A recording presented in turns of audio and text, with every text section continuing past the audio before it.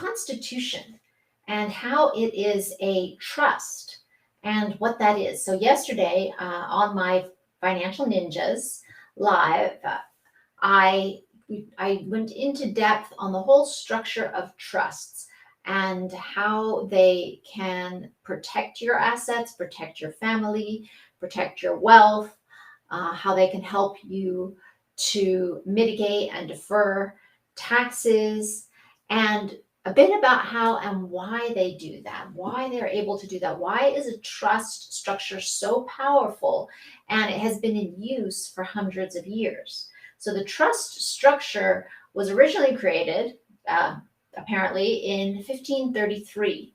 And why the nobles in England used this structure because they were tired of the king coming in and taking their property and their lands while they went off to war or to fight for the king, or where the king could come in, and it would leave their beneficiaries, their children, their families just out in the cold. So the structure of the trust was created where one party holds title to the property, but they hold it for the benefit of someone else.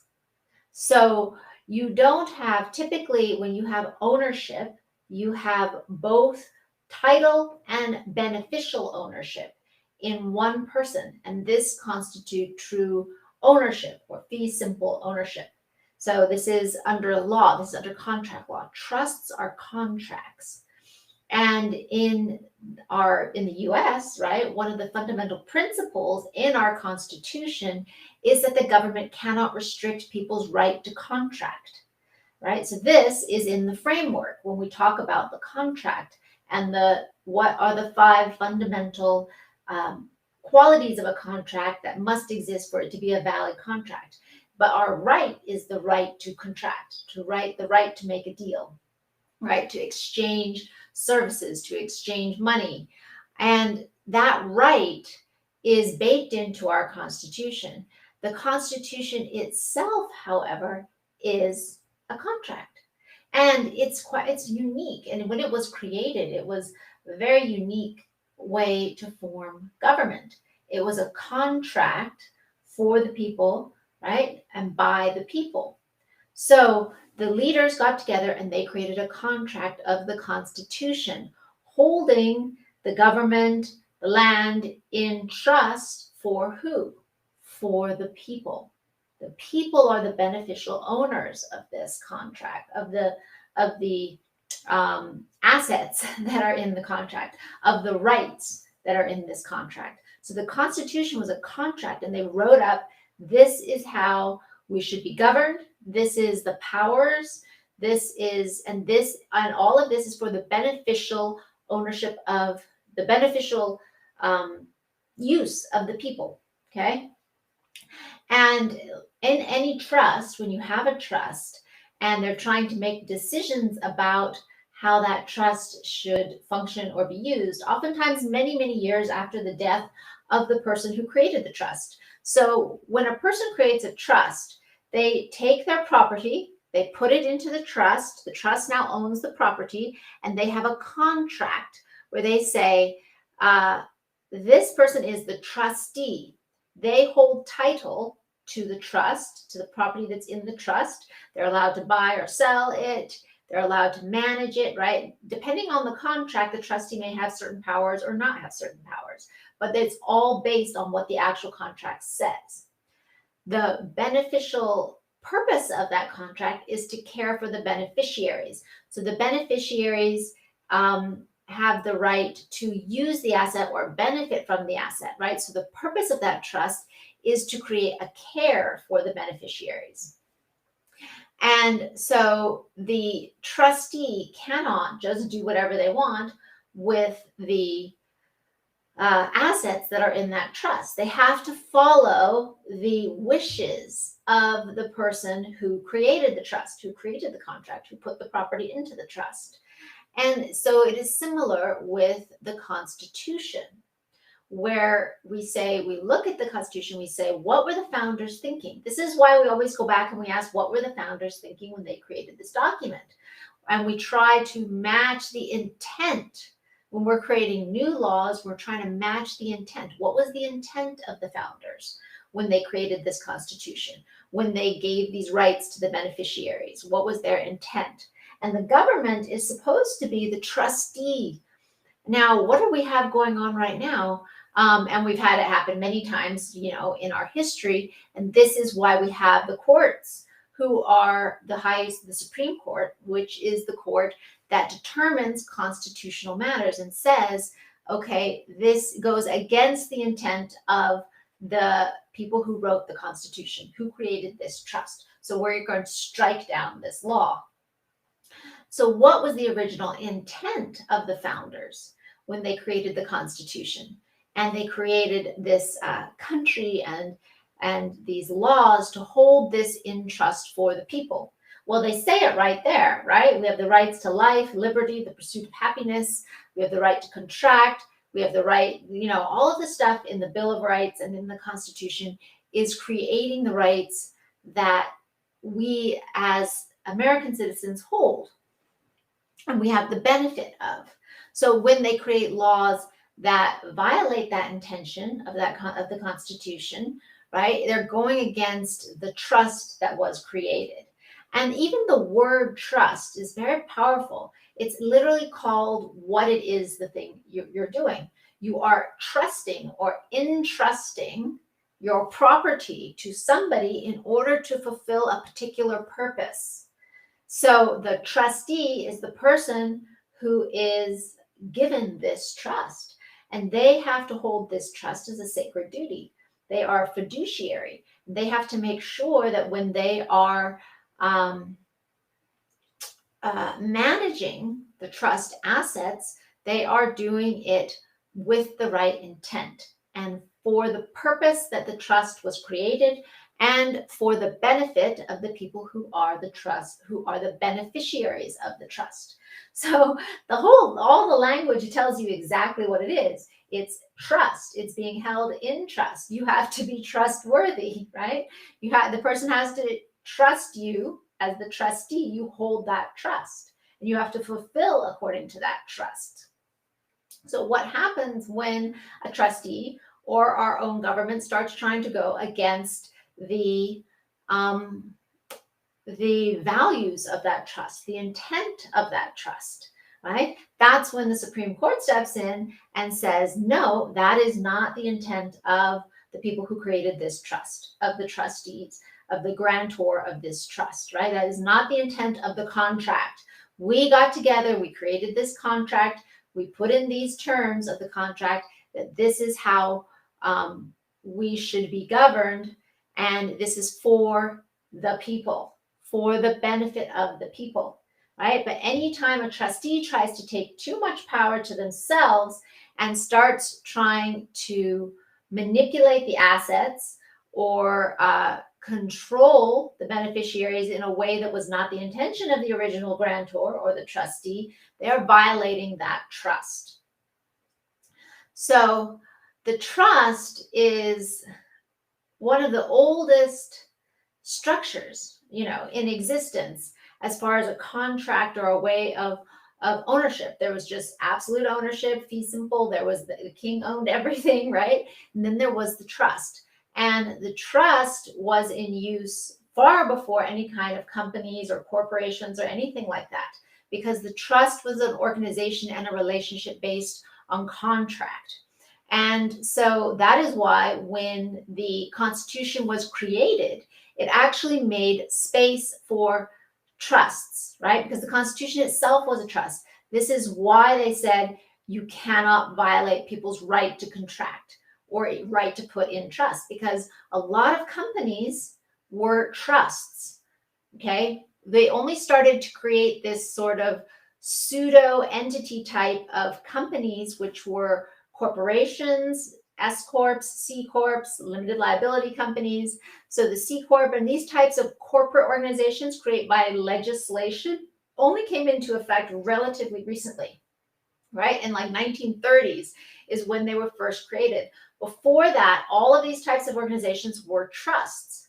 And even later on, The largest are there were railroad trusts, the oil trusts, right? The absolute largest organizations and entities that existed in America were all held in trust because the government couldn't break them up and disperse them in the same way that they could just a regular company, which was owned by somebody, right? Because in trust, you don't have beneficial ownership and title ownership held in the same person. So you would have to have everyone agree, all the trustees, all the beneficiaries, everybody would have to get together and agree to change that trust. And even then, depending on the law, they may not be able to because the contract was given and that property was given with that intent and with those specific things. And it's a contract. You can't just go in and be like, oh, well, I don't like terms of this contract, I'm going to change it, right? So that would be a breach of the contract. And then you would not have a right to those assets anymore because you breached the contract, you see? So this is how that trust system is occurred and why it is such a powerful thing. The courts understand that there are particular types of trusts that have been around for hundreds of years, like spendthrift trusts, and these trusts that are created in contract that the court recognizes that they have no jurisdiction to change or to legislate. Now, these fundamental type of trusts that are pure contract-based trusts are different from legislative trusts. So just like legislation created the corporate entity, they created an LLC, they created a C Corp, just like it created these corporate entities for specific purposes, right? For specific business and taxation purposes. This is why legislations created these entities. And so these entities, because they are legislative, they can be changed by legislation. So the legislation created them, the legislation can change the rules based on them. When someone creates a contract, the government, unless those provisions is fraudulent, right? The government cannot go in and say, I'm going to change your contract.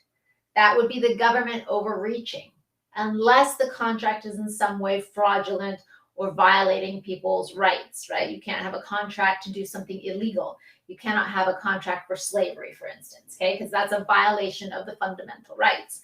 So, but other than that, the government is not supposed to step in and mess with our right to contract.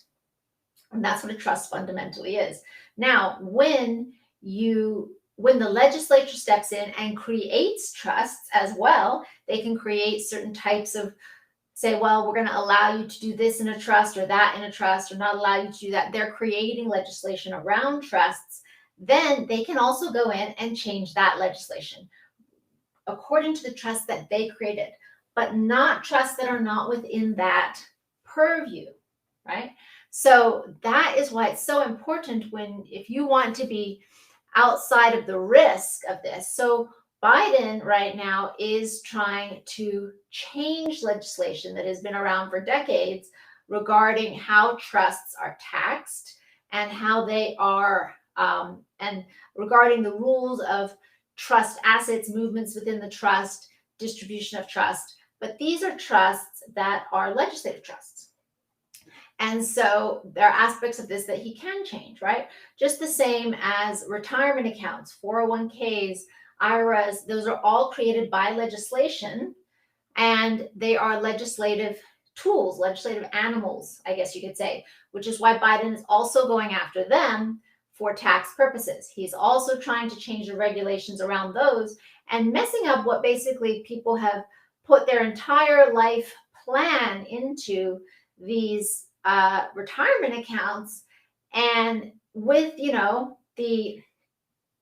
based on the assumption that these are the rules and this is how it's going to work, right? And now the legislature is coming in and saying we're going to change it. Now, normally in a contract, you would say, well, you can't do that because I agreed this and I took these actions because in reliance, this is a term in contract law, it's called reliance. I took this action in reliance that this was going to be the way you said it was and that you were going to take these actions. So I took actions relying on that. Now, the people who are going to be affected by these changes should step up and should be very angry, and they should say no. And they should say, no, you cannot make this retroactive because I set up my organization and my retirement based on my reliance that you said these were the rules and you said this is how it should work. You see? And so in contract law, we have a thing where you say, if you can take someone to court literally and say, I took, even though we didn't have like maybe a written contract, we had an agreement. We spoke about this. We had an agreement. This is what I was going to do this and you were going to do that. And then when you come to and I took my action based on your agreement that you were going to do this, and then you didn't do what you said you were going to do. So now I'm out because I already took the action and now I'm going to suffer because you're not doing what you said.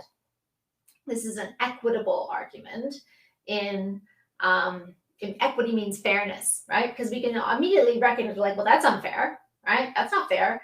I did what I said I was going to do you based on the fact that you had said you were going to do this thing and now you didn't do it. Okay. So that's what's going on right now with the government. The government said, we are going to handle this way. These are the rules. If you set it up like this, we're going to let you do this. And now they're changing the game. They're changing the rules. And so people who have set up their life based on that, they are SOL, right? They're in trouble. And it's really not fair. It's really not fair.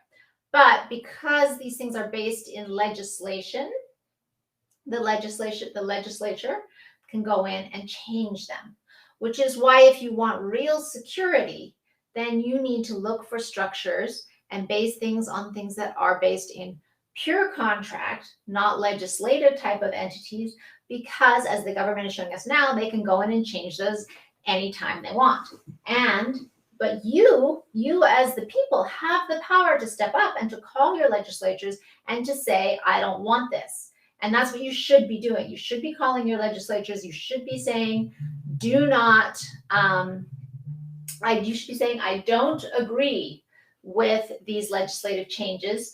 I do not want you guys making changes to the legislation regarding our retirement accounts. Make your voices known because your representatives are they are the trustees, and it is for your benefit, right? They are representing your interests as trustees. You, the people, are the beneficiaries. So you need to say, I don't want you guys changing the rules of this trust because I have already made my retirement plans based on in reliance on what you told me and how you told me the rules were going to run. So you should definitely speak up and talk to your representatives, right? And say, no, let your voice be heard. This is very, very important. It's happening right now. Okay. So when we understand the nature of this document, of the trust, of the Constitution, it can help us also to understand the nature of trusts that we can use in business and in our daily lives in ways to protect our assets and in ways to care for our children and our heirs, right? The people who come after us, or maybe it could be even charities or other types of things, causes that we love or that we want to support. So this is just a little insight into what is going on and how it actually plays out in our day-to-day. These types of concepts, things that we can think of that seem like they're far away from our daily lives, like understanding, really what is the Constitution, what are trusts, but we can bring it down and say, no, actually, these are very important to us in our day-to-day life and in how we interact. So I hope that's helpful to understand a little bit about what a trust is and why the Constitution is a trust and how to think about our representatives, right? And I think it's a good thing to call them representatives because that's what they are. They are representatives. And if they are acting in a way that is for their own good, not the good of the people, they are violating the trust. And sadly, because most politicians and representatives are what we call career politicians. It means ever since college, that's all they've done. They have been on the politician track, working in politics, working in government, being interns, moving up that ladder. They've never lived in the normal world, right? They haven't done that. They've not gone out and had a job and paid taxes in the same way as normal people do. So they're not in touch with it. And then they can think my whole career is just this, is being this, is this type of work. They think of it as a career instead of recognizing that this is just a position held as a trustee and that they are responsible to the people. This is not do whatever I can do to get ahead and to get the best salary I can and to knock out the other person in the competition because it's all about me, right? And that's what a lot of politicians think. That is the way our government is being run now. That is how they think about it. Instead of recognizing, no, this is a position I hold for a short period of time where I am a trustee and all of my actions need to be for the benefit and the good of the people, and they need to be in line with the intent of the trust that was created that allows me to be a trustee. And that's the Constitution. So there we go. That's a little talk today on the Constitution and trusts. I hope you guys have a beautiful Sunday, and I will see you tomorrow. Bye.